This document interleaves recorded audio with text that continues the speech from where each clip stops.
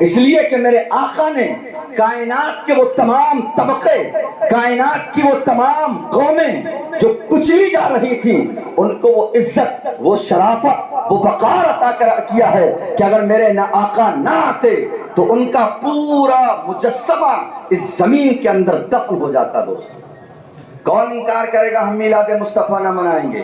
ایک ایک چیز میں یہاں گن کر بتانا چاہتا ہوں۔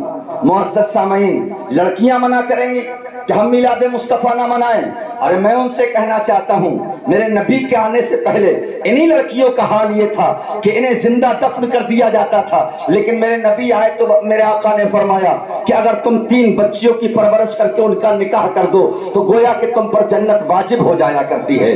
یہ ماں کہے گی کہ میں میلاد مصطفیٰ نہ مناؤں، میں اس ماں سے کہنا چاہتا ہوں کہ کل مصطفیٰ کے دور میں تیرا حال یہ تھا کہ تیرا بیٹا تیرے گردن کے اندر فندہ لگا کر تجھے بازار میں بیچ دیا کرتا تھا۔ اس ماں کی حیثیت یہ تھی۔ میرے آقا نے بتایا کہ وہ جنت جو تمام آسمانوں کے اوپر ہے، وہ جنت جو عرش معلیٰ کے قریب ہے، میرے آقا نے کہا کہ اے ماں تیری عظمت یہ ہے کہ وہ جنت جو آسمانوں کے اوپر ہے، وہ جنت آسمانوں سے لا کر تیرے قدموں میں مصطفیٰ نے ڈال دی ہے۔ دوستو تو بتائے ہوئے زمین پر کون ایسا انسان ہے جو مصطفیٰ کے احسانوں تلے نہیں دبا ہے؟ مزدور ہیں، پہلے مارے جاتے تھے، میرے نبی آئے تو میرے نبی نے کہا مزدور کا پسینہ نہیں سوکھنے پائے اس سے پہلے اس کی مزدوری دے دی جائے۔ دوستو کون ایسا طبقہ ہے جو مصطفیٰ کے احسانوں تلے نہیں دبا ہے؟ دوستو غریبوں کا حال یہ تھا، کوئی نہیں پوچھتا تھا، میرے آقا نے غریبوں کو اپنے سینے سے لگایا ہے۔ کون سا ایسا طبقہ ہے؟ غلاموں کا طبقہ لے کے آؤ، جاہلوں کا طبقہ لے کے آؤ، کمزوروں کا طبقہ لے کے آؤ، روئے زمین پر کوئی ایسا طبقہ نظر نہیں آتا ہے جس پر اللہ کے رسول کا احسان نہ ہو۔ دوستو اس لیے ظاہر سی بات ہے جب احسانوں تلے ہم دبے ہیں تو ہمیں اس بات کا حق ہے ہی نہیں ہم یہ کہیں کہ نبی کی ولادت کا جشن نہ منایا جائے، نبی کی ولادت پر خوشی نہ منائی جائے۔ کس منہ سے آپ کہیں گے کہ نبی کی ولادت پر خوشی نہ منائی جائے؟ میرے آقا نے کسے سہارا نہیں دیا ہے، کس پر احسان نہیں کیے ہیں میرے آقا نے؟ اندازہ لگائیں اس جو دور تھا کتنا ظالمانہ دور تھا۔ میں نے الحمدللہ 2018 سے لے کے اب تک سیرت مصطفیٰ بیان کیا، آپ حضرات بخوبی اس بات سے آگاہ ہیں کہ کتنا ظالمانہ دور تھا وہ جب میرے نبی تشریف لائے تھے، اور پوری کائنات کا یہ حال تھا، پوری کائنات کا یہ حال تھا۔ معزز سامعین، عورتوں کا حال یہ تھا، بچی پیدا ہوتی تھی زندہ دفن کر دیا جاتا تھا۔ ایک واقعہ میرے ذہن میں یہاں رہا ہے، تاریخ کے حوالے سے میں اسے بیان کرنا چاہتا ہوں۔ اللہ کے رسول صلی اللہ تعالی علیہ وسلم کا دور ہے، آقا کریم صلی اللہ علیہ وسلم کی ولادت سے پہلے کا یہ واقعہ ہے۔ ایک شخص مکے میں رہتا تھا، اس کے گھر میں ایک بیٹی پیدا ہوئی اور اس نے زمین میں دفن کر دی۔ دوسری بیٹی پیدا ہوئی، لے جا کے، بڑی تیزی سے میں سنانا چاہتا ہوں اس لیے کہ مجھے کہیں اور بھی جانا ہے۔ آپ حضرات تشریف رکھیں، میرے بعد بھی انشاءاللہ پروگرام جاری رہے گا۔ ایک بچی پیدا ہوئی، لے جا کر دفن کر دی، دوسری بچی پیدا ہوئی، دفن کر دی، تیسری بچی پیدا ہوئی، دفن کر دی، 6 بچیاں دفن کر چکا تھا۔ اندازہ کریں کتنا سخت یہ کلیجہ رہا ہوگا اس کا کہ گھر میں بچی پیدا ہو زندہ دفن کر دی جائے۔ 6 بچیاں دفن کر دی۔ اتفاق سے ایسا ہوا وہ اپنی بیوی سے ملا اور تجارت کے لیے چلا گیا، تجارت کے لیے گیا، اس کی بیوی حاملہ ہو گئی، اور اس کے آنے سے پہلے ہی اس کی بیوی نے ایک بچی کو جنم دیا۔ ماں تو ماں ہوتی ہے، اس کی جو ممتا ہوتی ہے، اس کی جو محبت ہوا کرتی ہے وہ دنیا سے الگ تھلگ ہوا کرتی ہے۔ اس کی ماں نے سوچا میرا شوہر اتنا ظالم ہے، 6 بچیوں کو دفن کر چکا ہے، وہ جب تجارت سے واپس آئے گا اور اپنے آنگن میں جب بچی کو کھیلتے ہوئے دیکھے گا تو وہ یہ سوچے گا کہ یہ میرا ہی خون ہے، مجھے کسی کو داماد بنانا پڑے گا، اس کی وجہ سے میں ذلت و رسوائی کا سامنا ہوگا مجھے، لہٰذا اسے دفن کر دیا جائے۔ یہ سوچ کر اس خاتون نے جب دیکھا کہ میرا شوہر ابھی آنے والا ہے تو اس نے اپنے بچی کو پڑوس میں بھجوا دیا اور پڑوسیوں سے کہا کہ جب تک میرا شوہر گھر پر رہے تم اسے اپنے گھر رکھنا، اندازہ کریں ایک بچی کو بچانے کے لیے اس کی ماں کتنے جتن کر رہی ہے. باپ آ رہا ہے تو اسے پڑوس میں بھیج دیا, پڑوس میں پہنچا دیا کہ جب تک میرا شوہر گھر پر رہے تم اس بچی کو میرے پاس نہ بھیجنا. بہرکیف جب تک اس کا شوہر رہا وہ بچی نہیں آئی. شوہر کچھ دن رہ کر پھر تجارت پر چلا گیا. اب وہ بچی اس کے گھر آ گئی. شوہر پھر تجارت سے واپس آیا, وہ بچی پھر اس کے پڑوس میں بھیج دی گئی. اس طریقے سے کافی دن تک چلتا رہا. اب وہ بچی اتنی بڑی ہو گئی کہ وہ اپنی زبان سے اماں ابا کہنا شروع کر دیا اس نے, یعنی 4-5 سال تک وہ بچی پہنچ گئی ہے. اتفاق سے ایک مرتبہ ایسا ہوا اس کا شوہر بغیر بتایا گیا تجارت سے قافلے سے جب اچانک گھر میں گھسا تو کیا دیکھتا ہے, ایک خوبصورت چاند سی شکل والی چھوٹی سی بچی میرے آنگن میں کھیل رہی ہے. جب اسے دیکھا تو جلال آ گیا, آنکھوں میں روب طاری ہو گیا اور اس نے بڑی خوفناک آواز میں اپنی بیوی سے کہا یہ کس کی بیٹی ہے, میرے آنگن میں کیوں کھیل رہی ہے؟ اب اس کی بیوی سہم گئی. وہ کیسے بتائے کہ یہ بیٹی تمہاری نہیں ہے, وہ کیسے کہے کہ پڑوس کی بیٹی ہے؟ اگر پڑوس کی طرف نسبت کروں گی تو نسب گڑبڑ ہو جائے گا, پڑوس کی طرف نسبت کروں گی تو پڑوسی بھی لینے کو تیار نہیں ہوگا, اس لیے کہ بات بیٹی کی ہے. عزیزان ملت اسلامیہ, اب اس کی عورت کو مجبوراً یہ بتانا پڑا کہ یہ بیٹی کسی اور کی نہیں ہے بلکہ یہ بیٹی تمہاری ہی ہے, تم اس کے باپ ہو.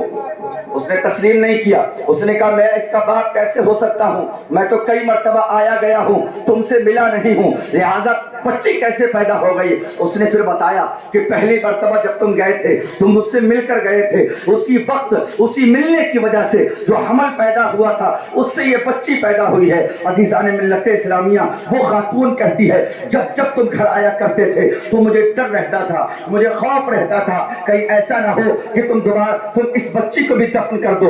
6 بچیاں دفن کر چکے ہو, میں نے کیسے 6 بچیوں کو اپنے پیٹ میں رکھا ہے وہ درد میں جانتی ہوں, کیسے میں نے 6 بچیوں کو پیدا کیا ہے وہ درد میں جانتی ہوں, کس طریقے سے میں نے انہیں کچھ دن تک پالا تھا وہ درد میں جانتی ہوں. میں ایک خاتون ہوں, میں ایک عورت ہوں, اور میری گود میں اور میری کوکھ سے پلنے والی 6 بچیوں کو تم نے زمین میں دفن کر دیا. اس کا دکھ مجھے ہے, تمہیں تو خوشی ہوا کرتی ہے, اس لیے میں نے تم سے چھپایا کہیں ایسا نہ ہو کہ تم 7ویں بچی کو بھی زمین میں دفن کر دو.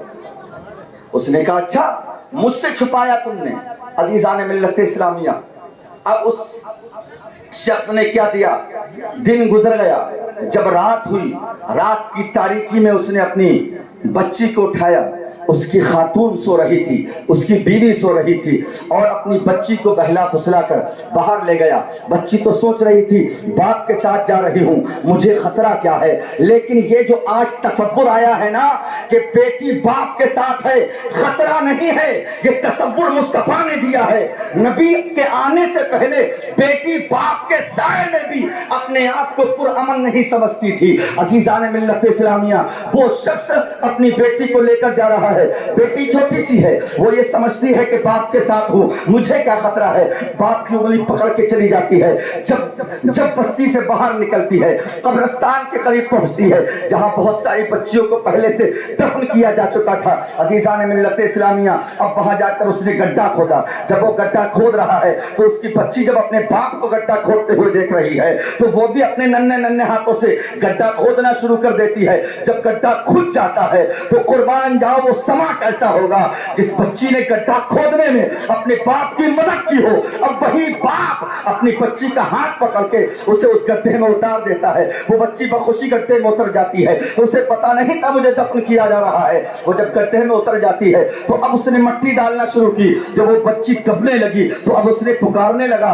اب وہ بچی پکارتی ہے, اے باپ میری خطا کیا ہے, مجھے کیوں دفن کر رہے ہو. اپنی توتلی زبان سے کبھی اپنی ماں کو پکارتی ہے تو کبھی اپنے باپ کو پکارتی ہے, اور کبھی اس کی روح یہ کہتی ہے رب کی بارگاہ میں کہ مولا تو ایک ایسے ہادیے برحق کو زمین پر بھیج دے جو ننھی بچیوں کو دفن ہونے سے بچا سکے. عزیزان ملت اسلامیہ, لیکن اس کی آواز پر اس کے باپ کو کوئی اثر نہیں پڑتا ہے، وہ اسے دبا کر چلا آتا ہے۔ عزیزان ملت اسلامیہ دبا دیا، یہ 7ویں بچی تھی جسے دبایا گیا ہے۔ کچھ دنوں کے بعد آفتاب ہدایت طلوع ہوتا ہے، مصطفیٰ جان رحمت تشریف لاتے ہیں۔ یہ انسان جس نے 7 بچیاں زمین میں دبائی تھی، یہ جب نبی کی بارگاہ میں پہنچتا ہے، حضور پر ایمان لے کر آتا ہے۔ ایمان لانے کے بعد جب میرے آقا یہ ارشاد فرماتے ہیں بیٹی پیدا ہوتی ہے تو 10 رحمتوں کے ساتھ پیدا ہوتی ہے۔ جس نے اپنی بیٹی کی حفاظت کی ہے گویا کہ وہ جنت اس پر واجب ہو گئی ہے۔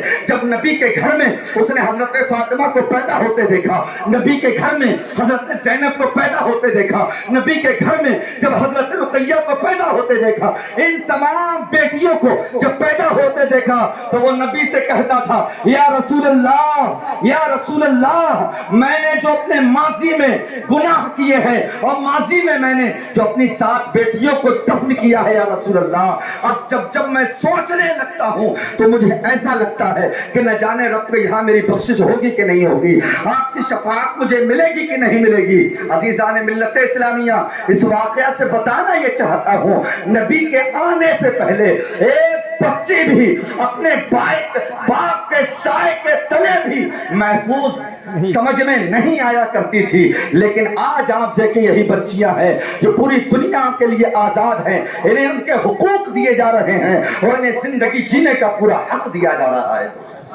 معزز سامعین، اندازہ کریں جب یہ نبی نہیں آیا تھا تو اس کائنات میں کتنا ظلم ہو رہا تھا، بات سمجھ رہے ہیں؟ تو ایسا کون سا انسان ہے جو نبی کے احسانوں تلے دبا ہوا نہیں ہے دوستو، نبی کے احسانوں تلے دبا ہوا نہیں ہے۔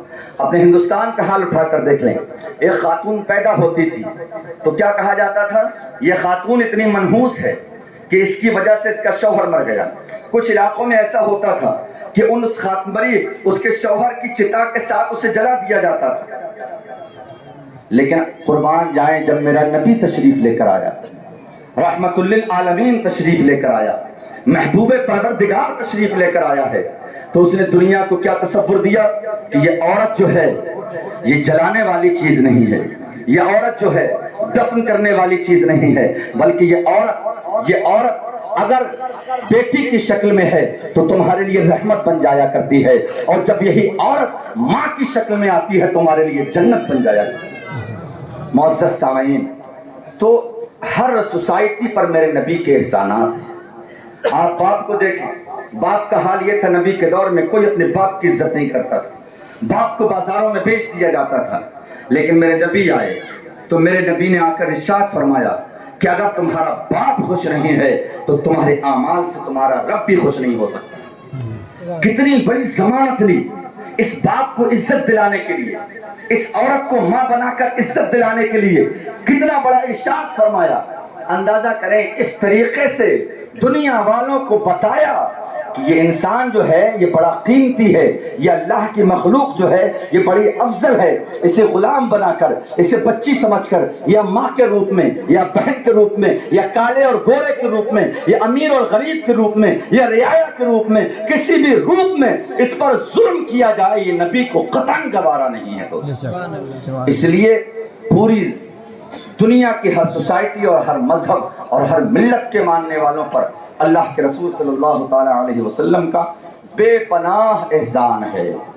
اس لیے جتنا ہو سکے رب نے اپنی شان کریمی کے تحت، اپنی قدرت کاملہ کے تحت اپنے محبوب کی ولادت کا جشن منایا ہے، لہٰذا اللہ نے ہمیں جتنی طاقت دی ہے، پیسے کے اعتبار سے، بولنے کے اعتبار سے، جشن منانے کے اعتبار سے، جلوس نکالنے کے اعتبار سے، محفل میلاد سجانے کے اعتبار سے ہمیں جتنی استطاعت دی ہے، ہمیں اپنی استطاعت کے مطابق اللہ کے رسول صلی اللہ علیہ وسلم کی ولادت پر خوشی منانی چاہیے۔